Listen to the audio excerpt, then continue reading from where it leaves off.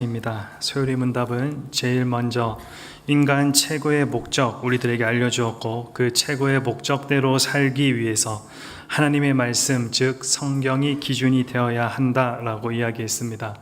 그래서 그 성경의 절대적인 필요성을 제2번과 3번 문답에서 가르쳐주고 있습니다.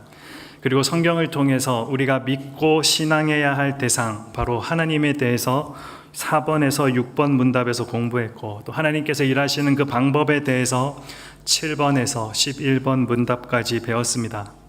우리가 믿는 하나님은 그냥 일하시는 것이 아니고 계획을 가지고 일하십니다. 그것을 우리는 하나님의 작정이라고 부릅니다. 하나님의 작정은 하나님의 영원하신 목적을 따라서 자기의 영광을 위하여 모든 일을 미리 정하셨다라는 것입니다. 그렇다면 하나님의 이 작정은 어떻게 이루어져 갈까? 바로 우리가 계속해서 이야기했듯이 창조와 섭리, 그 일로 이루어 가십니다. 창조는 하나님의 능력의 말씀으로 만물을 지으셨고, 그 중에 사람은 하나님의 형상을 닮은 피조물로서 다른 모든 피조물을 다스리도록 하기 위해 특별한 섭리 가운데 지음받았다라는 것이고, 그리고 섭리란 창조된 모든 피조물을 그냥 내버려 두시는 것이 아니라 하나님의 성품과 지혜, 능력을 따라서 보존하시고 다스리시는 것인데, 하나님께서는 이 일에 사람을 사용하신다라고 했습니다. 그렇다면 이 섭리를 사람에게 구체적으로 어떠한 방법으로, 어떠한 방식으로 이루어 가실까요? 그것이 오늘 바로 소요리 문답 12번째 질문입니다. 우리 질문을 함께 한번 읽어보도록 하겠습니다. 사람이 창조되었을 때 하나님이 사람에게 행하신 섭리의 특별한 행위가 무엇입니까? 다시 바꿔 말하면 하나님께서 사람에게 특별하게 주신 축복과 책임, 그리고 한계가 무엇인지 물어보고 있습니다. 그것이 무엇입니까? 우리 답을 한번 같이 읽어보도록 하겠습니다. 하나님은 사람을 창조하신 후에 완전한 순종을 조건으로 생명의 언약을 맺으시고, 선악을 알게 하는 나무의 열매를 먹는 것을 죽음의 형벌로 금지하셨습니다. 하나님의 사람에게 행하신 그 특별한 행위, 특별한 섭리의 행위, 그것은 바로 생명의 언약입니다. 성경은 기본적으로 약속, 즉 언약의 말씀입니다. 그래서 우리가 구약과 신약이라는 그 이름에서부터 그러한 사실을 우리는 잘 알 수가 있습니다. 성경은 언약의 그 행위, 성경의 언약은 행위 언약과 은혜 언약으로 나뉘어집니다. 창세기 초반부에는 행위 언약이 나오고 이후에는 은혜 언약이 모습을 나타냅니다. 이 두 언약은 사람의 삶과 죽음을 결정하는 역할을 하는 생명의 언약입니다. 그렇다면 성경에서 말하는 언약이라는 이 단어가 무엇인지 우리는 알 필요가 있습니다. 우리가 이 언약의 개념을 제대로 이해하지 못하면 성경 전체를 제대로 이해할 수 없기 때문입니다. 그래서 먼저 언약이 무엇인지 살펴보도록 하겠습니다. 우린 살아가면서 우리 주변에 많은 사람들과 관계를 맺으며 살아가고 있습니다. 그리고 이렇게 사람들이 다른 사람들과 관계 가운데 살아간다는 것에 가장 중요한 의미 중에 하나는 바로 사람들 서로 간의 약속, 그것을 지키면서 살아간다라는 것입니다. 인간이 만든 법, 질서, 윤리, 도덕, 이 모든 것들이 결국에는 사람들 서로 간의 약속을 맺은 것입니다. 예를 들어서 여러분들의 간절한 소망이자 삶 가운데 정말로 중요한 큰 약속이 하나 있는데 바로 결혼입니다. 결혼은 한 남자와 한 여자가 나는 일평생 당신만을 사랑하겠습니다라는 서로 간의 약속에 근거해서 맺어지게 되는 것입니다. 여러분들의 직장 생활도 마찬가지입니다. 아무렇게나 일하는 것이 아니라 이렇게 일하면 얼마만큼의 월급을 주겠다라는 계약, 그 약속에 근거해서 직장 생활을 하게 됩니다. 이것은 개인에게만이 아니죠. 나라와 나라의 약속도 다 여기에 포함됩니다. 나라끼리 협약을 맺고 또 조약을 맺는 것, 결국은 다 약속이고 계약에 근거한 것입니다. 하지만 그 약속들이 잘 지켜지고 있을까요? 너무나도 쉽게 무너지는 모습들을 보게 됩니다. 결혼의 약속만 보아도 많은 사람들이 너무나도 가볍게 생각하고 있는 것은 아닌가? 조그만 성격 차이로 그 약속을 너무나도 쉽게 깰 수 있는 것은 아닌가? 우리들이 살아가고 있는 이 세상, 약속이 너무 쉽게 깨지는 시대를 우리는 살아가고 있습니다. 그래서 사람들이 만들었던 것이 바로 맹세 또 서약이라는 이런 제도입니다. 고대 근동의 문화에서는 맹세나 서약보다 강화된 더 의미가 있는 더 무거운 약속 형태가 하나 있었습니다. 그것을 오늘 우리말로 번역해 보면 바로 언약입니다. 언약은 너무나 중요하기 때문에 생명을 담보로 서로 간에 헌신하는 약속의 한 형태입니다. 히브리어로는 베리트, 또 영어로는 커버넌트, 우리말로 약속, 언약, 계약으로 번역합니다. 언약은 당시 문화를 사용해서 하나님과 우리의 관계를 아주 잘 설명해 주는 중요한 주제입니다. 고대 근동 사람들은 이 약속의 신실성을 증명하기 위해서 다른 것을 내건 게 아니라 바로 자신의 생명을 담보로 내걸었습니다. 당시 사람들의 언약의 증거가 되는 동물, 그것을 둘로 쪼개서 피가 흐르는 동물을 좌우로 나눈 뒤에 계약 당사자가 그 동물들 사이로 지나감으로써 약속을 어길 경우에는 내가 저렇게 쪼개진 동물처럼 죽임을 당해도 좋다라는 그런 맹세의 의미로 의식을 체결했습니다.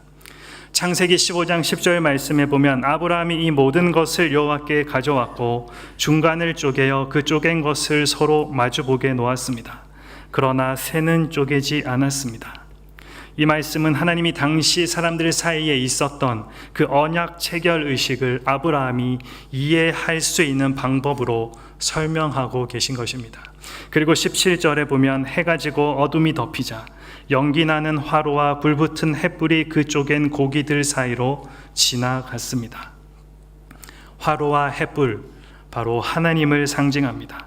그 화로와 횃불이 하나님께서 쪼개진 동물 사이로 같이 지나가야 되는데 혼자 지나가십니다. 이것은 하나님이 자신의 생명을 걸고 이 언약을 지키겠다라고 약속하신 것입니다. 이것을 통해 하나님 앞에서 약속을 지킨다고 하는 것, 우리가 그 말씀대로 살아간다라고 하는 것이 얼마나 중요한 것인가에 대해서 생각해 보게 됩니다. 아까 언약을 히브리어로 베리트라고 한다고 했습니다. 하지만 이 헬라어로 이 히브리어 베리트를 번역할 때 참으로 어려움이 많이 있습니다. 헬라에는 이런 문화가 없었기 때문입니다. 그나마 헬라 문화에서 이러한 개념과 의식을 포함하고 있는 비슷한 단어가 디아데케라는 단어입니다. 구원적 약속, 또 유산적 약속을 의미합니다. 한 사람이 죽음으로 인해서 효력이 발생하는 약속이라는 뜻입니다. 이 단어가 영어로 테스트먼트로 번역이 된 것입니다. 그래서 우리가 영어로 구약 성경을 올드 테스트먼트, 또 신약 성경을 뉴 테스트먼트라고 표현하게 된 것입니다. 그러나 이 단어 베리트라는 이 단어는 원래 그 구약의 언약이라는 의미를 완전히 다 담아내지 못하고 있습니다. 하지만 중요한 것, 무엇보다 우리들이 기억해야 되는 것은 하나님이 우리 인간과 언약, 즉 약속을 맺으셨다라는 사실입니다. 성경에서 말하는 언약은 하나님과 사람이 맺은 약속을 의미합니다. 하나님께서는 사람과 약속을 맺는 분이십니다. 이것은 간단한 말같이 들릴지 모르겠지만 사실은 정말로 큰 은혜가 아닐 수 없습니다. 하나님이 인간과 언약을 맺으신 것 자체가 엄청난 겸손입니다. 만물의 창조자이신 하나님께서 자기의 창조물 중에 하나에 불과한 인간과 약속을 맺으실 이유가 없기 때문입니다. 그럼에도 하나님께서 사람과 언약을 맺으시는 이유가 무엇입니까? 성경에서 언약이라는 이 단어가 제일 처음 등장하는 창세기 9장 11절에서 15절 말씀을 보면 알 수 있습니다. 11절 말씀에 보면 내가 너희와 언약을 세우리니 다시는 모든 생물을 홍수로 멸하지 아니할 것이라. 14절 말씀에 보면 내가 구름으로 땅을 덮을 때에 무지개가 구름 속에 나타나면, 우리 15절 말씀 함께 읽어보겠습니다. 내가 나와 너희와 및 육체를 가진 모든 생물 사이에 내 언약을 기억하리니 다시는 물이 모든 육체를 멸하는 그 이유가 무엇입니까? 바로 우리를 구원하기 위해서입니다. 최초로 등장하는 언약의 내용을 보면 하나님께서 인간을 멸하지 않고 구원하시겠다라는 그 마음과 그 마음의 의지와 약속이 분명히 들어있는 것을 알 수 있습니다. 우리에게 구원이 왜 필요한가? 이것은 앞으로 이어지는 소요리 문답에서 계속해서 배우게 될 것이기에 오늘은 자세히 이야기하지 않겠습니다. 하지만 우리는 결과적으로 우리에게 구원이 필요하다라는 것을 누구나 다 알고 있습니다. 하지만 인간이 구원받기 위해서 두 가지 조건이 필요한데, 첫째는 인간 스스로 구원할 수 없기 때문에 하나님이 이루셔야 하는 것, 둘째는 하나님이 이루신 구원을 인간이 받아들일 수 있는 믿음이 필요한 것, 이 두 가지 조건이 반드시 있어야 합니다. 하나님이 우리를 위해서 무언가를 하실 수 있는 것 다 하셨다라고 하실지라도 사람이 하나님께서 이루신 것 믿고 받아들이지 않는다면 그 구원은 우리들에게 적용될 수가 없습니다. 하나님은 완벽하게 행하시지만 문제는 누구에게 있습니까? 바로 우리 사람에게 있습니다. 사람은 믿음조차도 없기 때문에 그 믿음이 생길 수 있도록 해줘야 한다라는 것입니다. 그 도구가 언약입니다. 성경에는 크게 7가지의 언약이 등장합니다.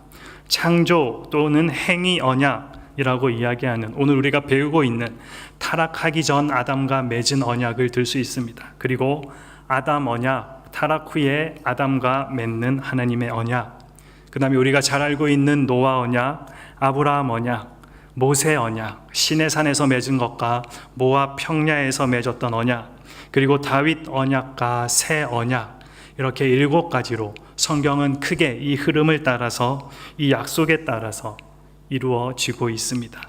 하나님의 언약은 다양한 시대에 다양한 형태로 주어졌지만 그 목적이 변하지는 않았습니다. 하나님이 놀라운 기적을 보여주시고 갖가지 일들을 보여주신 것도 이 언약을 믿게 하기 위해서였습니다.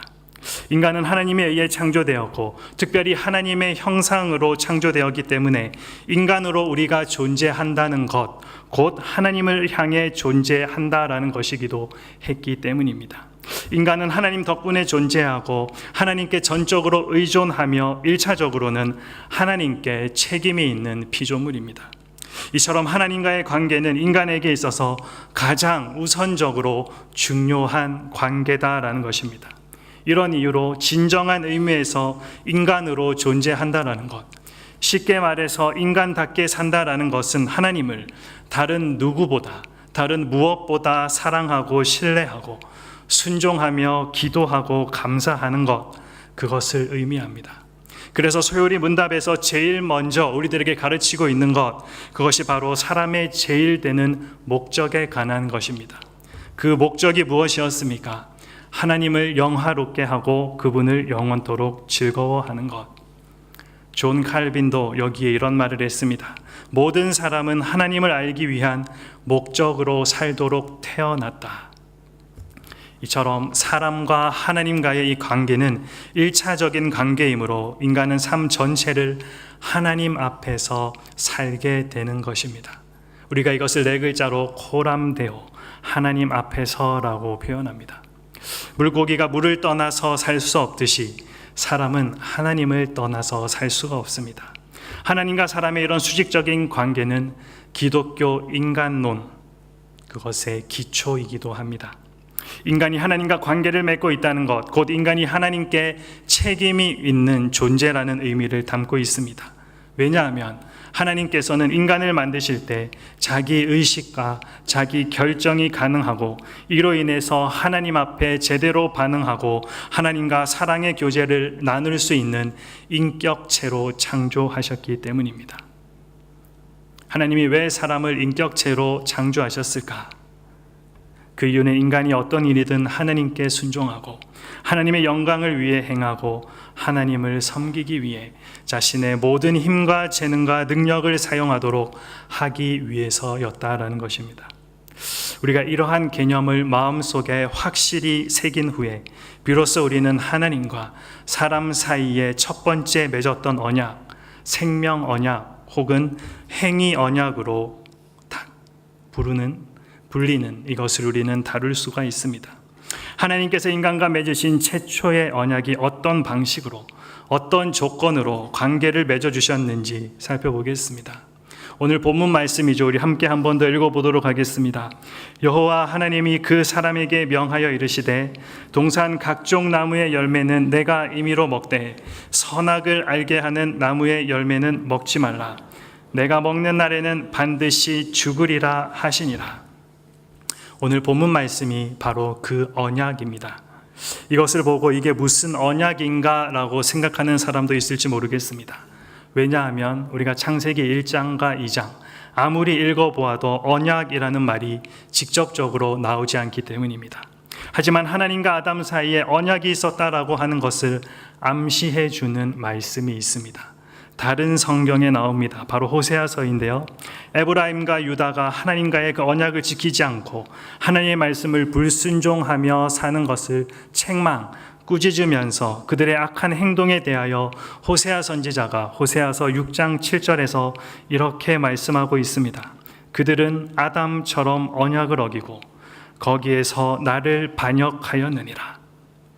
아담처럼 언약을 어겼다. 이 해석을 따르면 창세기 2장 오늘 본문에 나오는 이 하나님의 명령 곧 동산 각종 나무의 열매는 내가 임의로 먹되 선악을 알게 하는 나무의 열매는 먹지 말라. 내가 먹는 날에 반드시 죽으리라 라고 하신 이것은 단순히 하나의 명령이 아니라 그 이상의 의미를 갖고 있다라는 뜻이 되는 것입니다. 사실 이 말씀은 2절밖에 되지 않는 짧은 말씀 같지만 이 짧은 말씀 안에 언약의 모든 요소들이 다 들어가 있습니다. 먼저 언약의 당사자입니다. 언약은 혼자 맺는 것이 아닙니다. 둘 이상이 맺어야 되는 것이 약속입니다. 누구와 누구의 약속입니까? 하나님과 인류 대표 아담입니다. 그 언약을 지켰을 때 우리들에게 주어지는 보상 무엇입니까? 영원한 생명이고 그 언약의 조건은 완전하고 무조건적인 순종이고 그 언약을 지키지 않았을 때는 사망이다. 지금 하나님과 아담 사이에 인류의 대표 아담 사이에 언약이 맺어지고 있는 것입니다. 그런데 이 언약이 무엇을 담보로 맺어지고 있습니까? 바로 아담의 생명을 담보로 맺어지고 있습니다. 즉 아담이 하나님의 명령에 순종했을 때에는 생명을 얻게 되지만 반대로 이것을 지키지 못했을 때에는 생명을 얻지 못하고 영원한 형벌에 처해지게 되는 것. 따라서 이 언약을 생명의 언약이라고 부르고 또는 아담의 그 행위를 따라서 아담이 먹으면 죽고 먹지 않으면 산다. 그 결과가 결정되기 때문에 행위 언약이라고도 부르기도 합니다. 이 언약은 하나님의 주권을 정말로 잘 보여주고 있습니다. 하나님이 피조물인 인간에게 오셔서 언약을 맺으심으로 하나님이 스스로 인간에게 자신을 묶으셨고 인간은 하나님에 대해서 묶이게 되었습니다. 자, 그렇다면 하나님은 왜 그리고 무슨 목적으로 최초의 인간인 아담과 생명 언약을 맺으신 것일까요? 이것을 다른 말로 쉽게 바꿔 말하면 하나님은 왜 동산 중앙에 선악을 알게 하는 나무를 심어 놓으신 것일까? 우리는 어릴 적부터 이 선악을 알게 하는 나무에 대해 많은 궁금증들을 가지고 있습니다. 즉, 왜 하나님이 선악을 알게 하는 나무, 그것도 동산 제일 잘 보이는 중앙에 두어서 아담으로 하여금 유혹받도록 결국 범죄하기까지 이르도록 만든 것인가 하는 것입니다. 하나님은 이 선악과의 명령을 통하여 우리와 분명히 하시고자 하시는 것이 있었습니다. 그것이 무엇입니까? 그것은 당신은 바로 하나님이시라라는 것입니다. 선악과는 하나님과 우리의 선, 경계에 대해서 분명하게 보여줍니다. 하나님은 전능하신 신이시고 인간은 유한한 존재임을 깨닫게 하는 증표와 같습니다. 집에서 선물을 받는 아이들은 아빠에게 늘 불만이 있습니다. 왜냐하면 아빠가 주려는 선물과 자신이 원하는 선물은 다르기 때문입니다. 보통 아이들은 로봇이나 큰 장난감 받고 싶어 하는 반면에 부모님들은 교육적인 것, 그래서 색연필, 줄넘기 이런 것들 사주려 합니다. 아빠의 완강한 설득에도 불구하고 그것을 못 이긴 아이들이 왜 아빠는 맨날 자기 마음대로 자기가 원하는 대로 나한테 선물을 하냐라고 컴플레인 할 때도 있습니다. 그리고 자기가 원하는 선물 달라라고 요청하기도 합니다. 머리가 조금 큰 아이들 이제 약속을 할 때 막연한 선물이 아니라 정확한 상품을 걸어놓고 요구하는 경우도 있습니다. 책 10권 읽으면 100불 주세요. 아빠가 뭐라고 이야기합니까? 아니다. 책 읽으면 뭔가 책을 더 많이 읽을 수 있는 무언가를 사줄게. 그래도 아들은 아니라라고 이야기합니다. 말도 안 되는 조건 걸면서 오히려 아빠에게 제안을 하죠. 그런데 그 부모님이 들어주겠습니까? 안 들어주겠습니까? 아들과 아빠의 밀당 속에 중요한 것이 있습니다. 주도권이 아빠가 잡고 있다는 것입니다. 아들이 아무리 조건을 제안해도 그 결정은 아빠가 합니다. 아들의 교육과 집안의 형편 등등 여러 가지를 고려해서 그 선물을 아빠가 결정하게 되는 것입니다. 간혹 아들에게 못 이긴 척 해주기도 하지만 결국에는 아빠의 계획대로 약속이 성립됩니다. 오늘 하나님과 우리의 언약이 이와 같습니다. 선악과 또 생명나무, 언약의 주도권은 바로 아버지 하나님께 있습니다. 그리고 우리를 사랑하시는 그 하나님은 우리가 잘못하기를 기다리고 계신 분이 아니라 우리가 잘 성숙하기를 기대하고 계신 분이십니다. 하나님이 제안하신 언약이 무엇이 되었건 중요한 것은 하나님이 그 주도권을 쥐고 계심. 주도권을 쥐고 계신다는 말이 무엇입니까? 그것의 주인 되신다라는 것을 인정하고 우리는 그 아버지께 순종해야 한다라는 것입니다. 선악과가 존재함으로 인해서 하나님이 이 세상의 주인 되심을 우리에게 계속해서 인식시켜 주셨습니다. 여러분들 그 에덴 동산의 아담을 한번 생각해 보십시오. 그 선악과를 볼 때마다 아담과 하와는 언약을 기억했을 것이고 하나님이 우리의 주인이시라는 것을 기억했을 것입니다. 그런데 저와 여러분은 사탄이 지금도 이렇게 하고 있는 말, 선악과 따먹으면 네가 하나님이 될 것이다 라는 그 유혹에 빠져서 선악과를 따먹고 스스로 자신의 하나님이 되려 하고 있다라는 것입니다. 여러분, 선악과가 없었다면, 그 약속, 그 언약이 없었다면 우리는 정말로 행복했을까요? 본분을 잊어버린 존재, 존재의 목적을 잃어버린 존재가 되지 않았을까요? 이 세상의 주인이 나라고 생각하면서 살고 있지는 않을까? 지금의 우리를 살펴보면 충분히 그럴 만도 합니다. 그럼 아담과 하와가 선악과를 먹는 것을 하나님은 그냥 보고만 왜 계셨을까? 하나님께서 인간에게 주신 자율성, 우리가 다음 주에 나눌 이 자유의지의 핵심은 스스로 하나님을 섬긴다입니다. 아이들을 향해서 부모님들이 나를 좀 제발 사랑해 달라고 애원하기보다 아이들이 알아서 스스로 부모님을 좋아해 주기를, 사랑해 주기를 바라는 것이 부모의 마음일 것입니다. 사람들은 계속해서 자꾸 질문합니다. 오늘 예배가 마친 후에도 여러분들 목장 모임에 가면 꼭 이렇게 질문하는 사람이 있을 것입니다.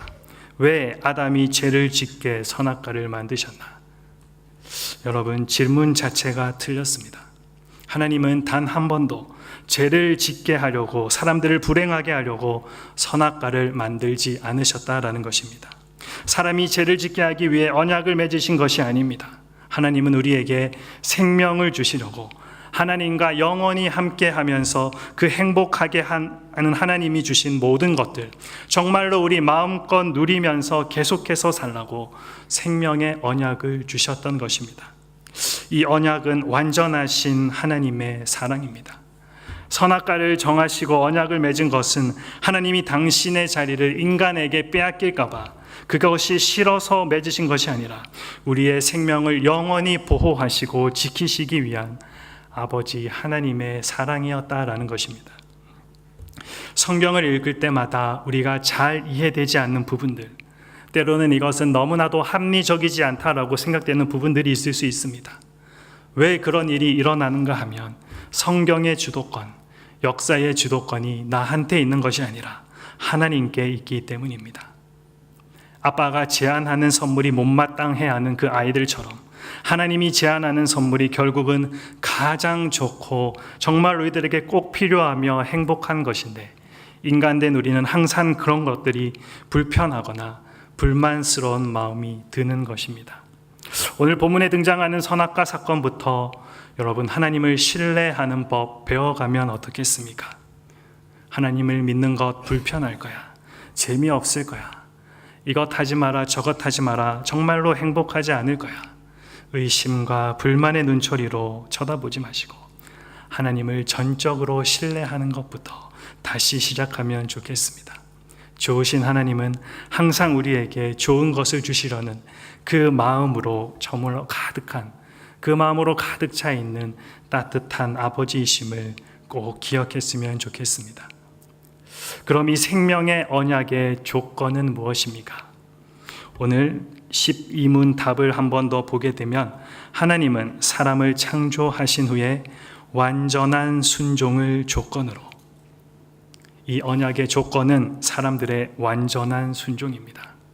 하나님께서는 사람들에게 완전한 순종을 요구하셨습니다. 대충 되면 하고 안 되면 안 해도 된다. 네가 하든지 말든지 나는 관심 없다.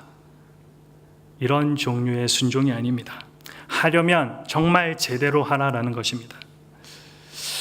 구약 성경에 하나님께서 자신의 백성들에게 말씀하시는 내용들 보면 우리는 하나님의 이 마음을 정확히 알 수 있습니다.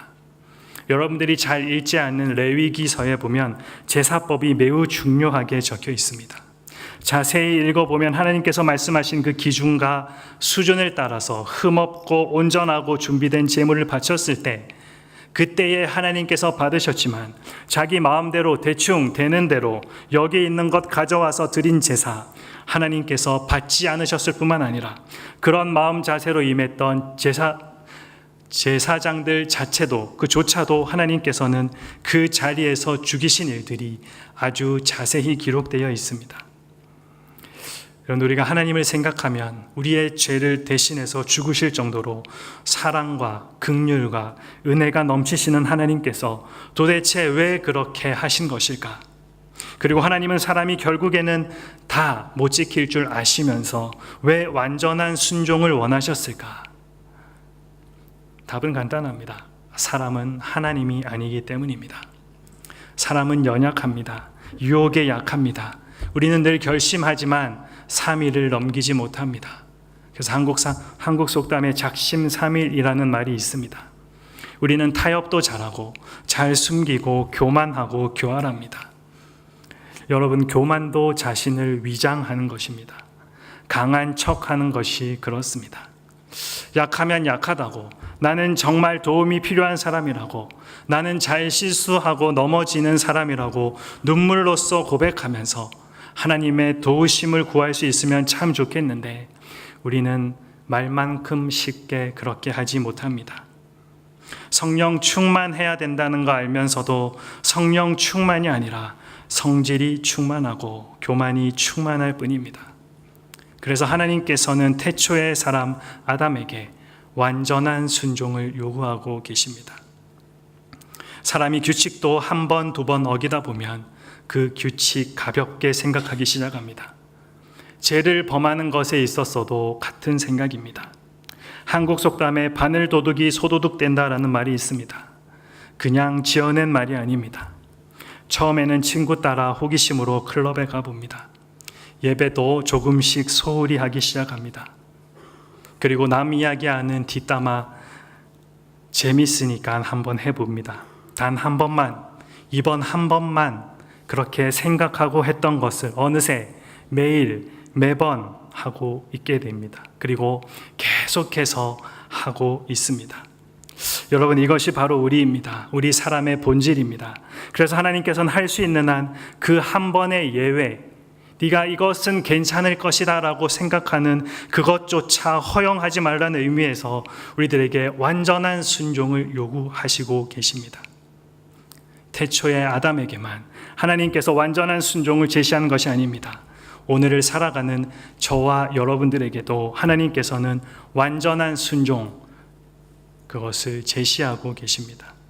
어떻게 우리가 완전하게 순종할 수 있습니까? 절대로 우리 능력으로 가능하지 않습니다. 하지만 성령님께서 도우시면 우리는 그 순종의 힘을 얻을 수 있습니다.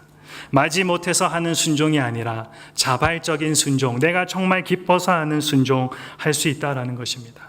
그 순종의 힘은 바로 하나님을 간절히 찾고 의지하는 그 마음가짐에서 나올 수 있는 것입니다. 그런데 우리는 하나님을 향한 열망도 없고 하나님을 주인으로 인정하지도 않으니 어찌 그 마음 가운데서 순종할 힘이 나오겠습니까? 좋은 의지는 좋은 일을 계속해 나갈 때 계속해서 커지는 법입니다. 여러분이 반복적으로 하는 그 일에서 기쁨이 생기고 보람을 느끼며 또 여러분들의 실력이 붙는 것처럼 마찬가지입니다. 사도 바울이 우리들에게 이렇게 권면합니다. 우리 로마서 12장 1절에서 2절 말씀 함께 한번 읽어보도록 하겠습니다. 그러므로 형제들아, 내가 하나님의 모든 자비하심으로 너희를 권하노니 너희 몸을 하나님이 기뻐하시는 거룩한 산 제물로 드리라. 이는 너희가 드릴 영적 예배니라. 2절 말씀, 너희는 이 세대를 본받지 말고 오직 마음을 새롭게 함으로 변화를 받아 하나님의 선하시고 기뻐하시고 온전하신 뜻이 무엇인지 분별하도록 하라. 완전한 순종이란 말과 생각과 행동 모두의 순종을 포함하는 것입니다. 순종하는 가운데 즐거움이 있고 감사가 넘쳐나고 그 속에 있어 항상 순종해 가는 것, 그것을 하나님께서 원하고 계십니다. 그렇다면 이 완전한 순종을 하였을 때 우리들에게 약속하고 계신 것이 무엇입니까? 바로 생명입니다. 많은 사람들이 오늘 이 약속 2장 16절과 17절의 이 행위 언약에 대해서 먹으면 죽는다라는 것에 많은 초점을 맞추고 있습니다. 하지만 사실 이 약속은 먹으면 죽는다의 초점이 아니라 안 먹으면 산다의 초점이 맞춰져 있습니다. 그것이 우리들에게 주는 약속입니다. 선악과를 먹지 않는 것을 조건으로 하나님께서 영원한 생명을 주시겠다라는 것이 이 약속의 본질이라는 것입니다. 그래서 첫사람 아담이 하나님과 맺은 언약을 생명의 언약이라고 부른다라고 했습니다. 생명을 걸고 한 약속, 생명이 달린 언약, 그만큼 중요한 약속 언약이라는 말입니다. 아니, 그까짓 열매 한 번 먹었다고 어떻게 그렇게 사람을 죽일 수가 있는가? 우리는 오히려 질문할 수 있습니다. 하지만 그것이 선악을 알게 하는 열매였든지 아니면 그냥 땅에서 나는 어떤 특정 채소를 먹지 말라고 했던지 아니면 바다에 나는 어떤 물고기를 먹지 말라고 했던지 그 내용 자체에 초점을 두는 것, 이것은 어리석은 일입니다. 이 문제의 핵심은 하나님과 내가 언약을 맺었다라는 것에 있습니다. 친구들 사이에 아무리 사소한 약속이라도 그 약속을 꼭 지키려고 하는 것은 그 이유가 무엇입니까? 그 사람과의 관계를 중요하게 여기기 때문입니다. 이것은 신뢰, 신용의 문제입니다. 요즘 사람들은 이 약속을 쉽게 하는 것만큼 아주 쉽게 재빨리 어기기도 합니다. 수많은 약속들이 난무하지만 약속을 지키지 못했을 때 정중하게 찾아와서 사과하는 사람 많지 않습니다. 어길 수도 있지. 다음에 다시 만나면 되지. 사람이 속 좁게 왜 그러나? 만일 우리에게 이러한 생각이 있다라고 하면 이것은 엄밀히 잘못된 마음입니다. 약속을 지키지 않는 것 사소한 문제가 아닙니다. 우리가 약속을 지키는 것, 특별히 하나님과의 관계에서 이 약속을 지키는 것을 통해서 우리가 하나님을 사랑한다라는 것을 증거하게 된다는 사실을 우리가 잊어서는 안 됩니다. 아담만 선악과 문제를 직면하고 있는 것이 아닙니다. 저와 여러분 모두 이 선악과의 문제를 갖고 있습니다. 그것은 우리가 하나님 앞에 가는 날까지 계속해서 우리를 쫓아다니는 문제입니다. 이 약속에 대한 아담의 선택은 무엇이었습니까? 아담은 안타깝게도 하나님께 순종하지 않았습니다. 많은 사람들이 질문할 수도 모르겠습니다. 이것은 약속 자체가, 언약 자체가 너무나도 불공평한 거 아닙니까? 하나님과 사람 사이에 맺었다는 것 자체가 불공평한 것이 아닙니까? 아닙니다. 처음 사람 아담은 이것이 얼마나 올바른 것인지 분명하게 선택할 수 있는 능력이 충분히 있었던 상태였습니다. 그럼에도 불구하고 아담은 하나님의 약속을 지키지 못했습니다. 약속을 지키지 못했을 때 하나님의 언약대로 온 결과가 무엇입니까? 바로 죽음입니다. 하나님은 불순종에 대한 형벌이 죽음임을 분명하게 경고하셨기 때문입니다. 2장 17절 말씀이죠. 내가 먹는 날에 반드시 죽으리라. 죽을 수도 있다가 아니라 반드시 죽게 될 것이다. 그리고 아담과 하와 그때 정말로 죽었습니다. 어떤 죽음입니까? 바로 하나님과의 관계가 단절된 것. 성경은 인간의 죽음을 크게 세 가지 차원에서 말합니다. 영혼의 죽음, 육체의 죽음, 그리고 영원한 죽음입니다. 영혼의 죽음은 하나님과의 관계가 단절되는 것. 육체의 죽음은 육체와 영혼이 분리되어서 우리가 흔히 말하는 죽음이라는 것. 영원한 죽음은 구원받지 못한 영혼들이 처하게 될 영원히 지옥에서 하나님과 관계가 단절되는 것, 심판받는 것, 그것이 영원한 죽음입니다. 아담과 하와 불순종 이후부터 항상 죽음의 가능성 아래에 놓이면서 살아가게 되었습니다. 즉 자신들의 죄로 인해서 비참한 상태에 빠졌다라는 것을 그들 스스로 알 수 있었습니다. 그렇게 아담의 죄는 우리의 죄가 되었고 인간은 비참한 상태에 있게 되었습니다. 그러나 우리 아버지 하나님은 참으로 지혜로우신 분이십니다. 하나님과의 언약을 완전히 깨어버린 사람들에게 죽음, 사망, 이 벌을 우리들에게 주신 것 또한 하나님의 지혜이기 때문입니다. 이 일로 인해서 우리 인간에게는 이러한 저주의 상태에서 건져줄 중재자, 누군가가 필요하게 되었다라는 것이고 우리에게 은혜가 준비될 수 있었던 이유이기도 합니다. 말씀을 정리합니다. 사람은 하나님의 형상을 따라 지음받은 하나님의 최고의 걸작품입니다. 우리가 특별한 존재라는 것은 창조에서뿐만 아니라 하나님께서 사람을 향해 특별한 섭리, 언약을 통해서도 찾아볼 수 있습니다. 그 특별한 섭리, 하나님께서 피조물에 불과한 인간과 약속을 맺으셨다라는 것. 다른 피조물들과 달리 하나님께서는 사람에게 영원한 생명을 약속하셨다라는 것.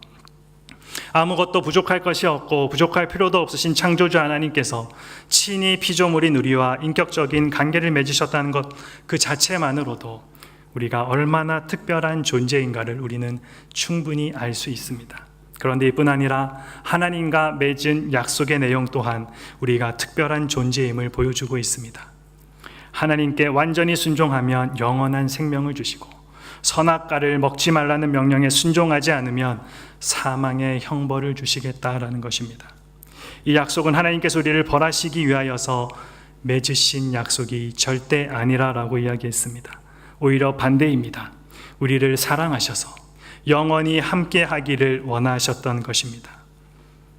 풀은 마르고 꽃은 시들지만 영원히 변함없는 하나님께서 그 영원의 시간을 우리와 함께 하기를 원하셨던 것입니다. 하나님께서는 우리가 그저 에덴 동산에 머물면서 동산을 지키는 동산지기 정도로 사는 것 원하지 않으셨습니다. 우리가 선악과 먹고 말고 하는 것도 하나님 입장에서는 사실 가장 중요한 관심사는 아닙니다. 하나님은 우리가 완전히 순종하는 존재가 되기를 바라셨던 것입니다. 온전히 하나님만 사랑하고 이 땅 살아가기를 바라셨다라는 것입니다. 이것이 바로 사람과 생명의 언약을 하신 이유이고 선악과를 심으시고 먹지 말라라고 하신 이유였습니다.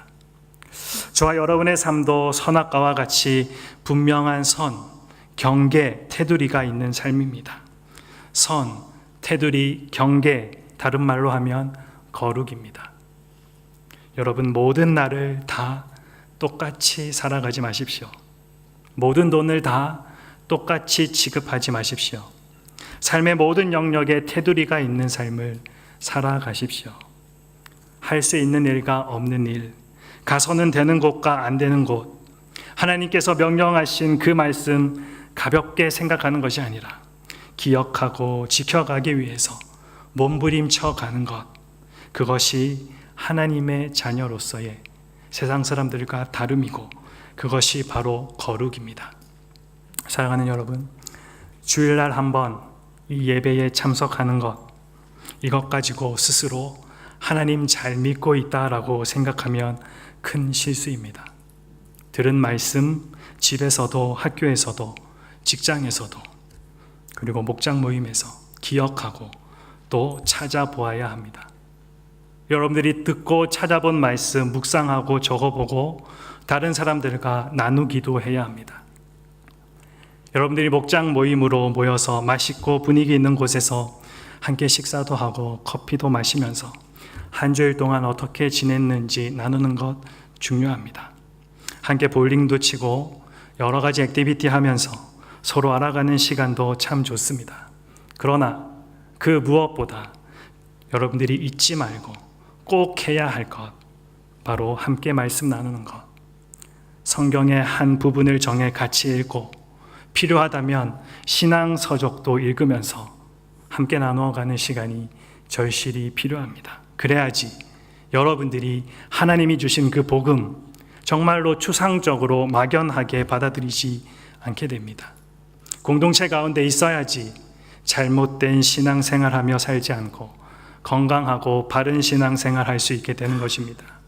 그리고 무엇보다 이 모든 것들을 통해서 내가 하나님을 얼마나 사랑하고 있는지를 보여주고 있는 것, 그게 증명되고 증거로 보여지기 때문입니다. 여러분이 하나님의 마음을 알게 되기를 정말로 소망합니다. 특별히 영원한 생명을 주시는 그 하나님 한 분으로 인해서 감사와 찬양을 고백하는 여러분 되기를 바랍니다. 우리가 약속을 어겼음에도 그 약속을 어긴 후에도 하나님의 사랑은 약해지지 않았습니다. 여전히 인격적으로 우리를 대하고 계십니다. 그분이 저와 여러분이 믿고 있는 하나님이십니다. 그분 앞에 시간이 지날수록 여러분들의 믿음과 삶, 이 모든 것들이 성숙되고 성숙된 신앙과 인격으로 그 하나님 앞에 우리의 매일 주어진 삶 나아가는 우리 모두 되기를 주님의 이름으로 축복합니다. 함께 기도하겠습니다.